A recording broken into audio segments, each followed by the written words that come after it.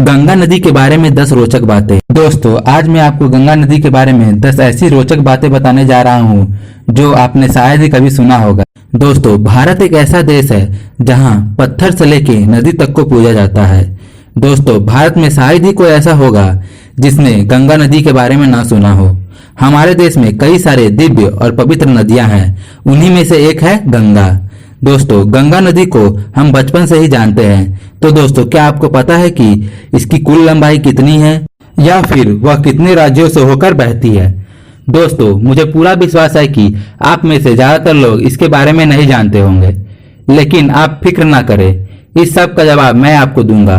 और इसी तरह की जानकारी पाने के लिए सब्सक्राइब करें हमारे चैनल को और साथ ही बेल आइकन को दबा लें ताकि हमारी लेटेस्ट वीडियो की नोटिफिकेशन आप तक पहुंच सके। तो चलिए दोस्तों, वीडियो स्टार्ट करते हैं। नंबर 10। दोस्तों, हम सभी को पता है कि गंगा नदी हिमालय के गंगोत्री से निकलती है, लेकिन दोस्तों, क्या आपको यह पता है कि समुद्र सतह से गंगोत्री की कुल ऊंचाई कितनी है? चलिए दोस्तों, मैं ही आपको बता देता हूँ। गंगोत्री यानी कि जहाँ से गंगा निकलती है उसकी समुद्र सतह से ऊंचाई लगभग 3140 मीटर है। नंबर 9। दोस्तों, हम सभी को यह भी पता है कि गंगा नदी पहले स्वर्ग में बहती थी, लेकिन दोस्तों, आपको यह पता है कि इसे धरती पर किसने लाया?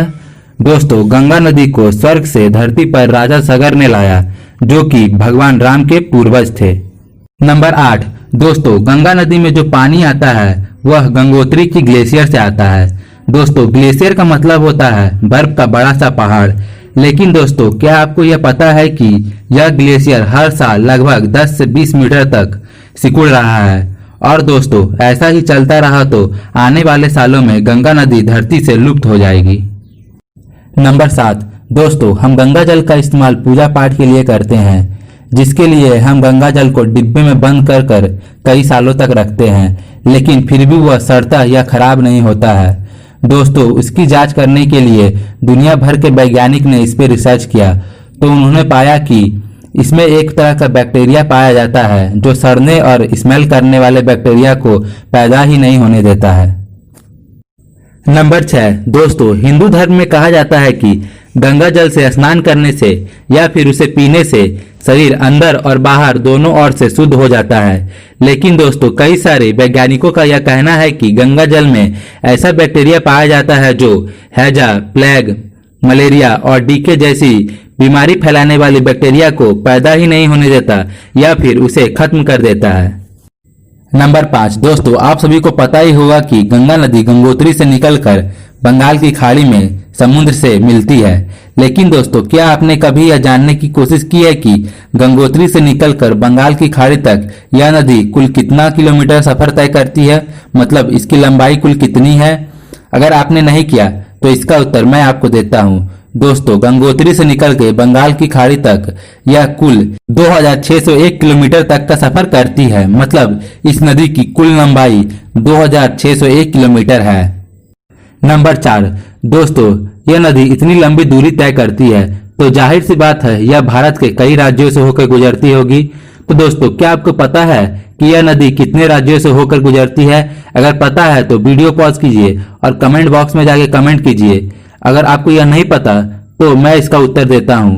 दोस्तों, यह कुल 5 राज्यों से होकर गुजरती है, जिनमें आता है उत्तराखंड, उत्तर प्रदेश, बिहार, झारखंड और वेस्ट बंगाल। नंबर 3। दोस्तों, गंगा नदी भारत की सबसे बड़ी नदी है, लेकिन दोस्तों, क्या आपको पता है कि गंगा नदी का कुल क्षेत्रफल कितना है? यानी कि गंगोत्री से लेके बंगाल की खाड़ी तक यह कुल कितने वर्ग किलोमीटर में फैला हुआ है?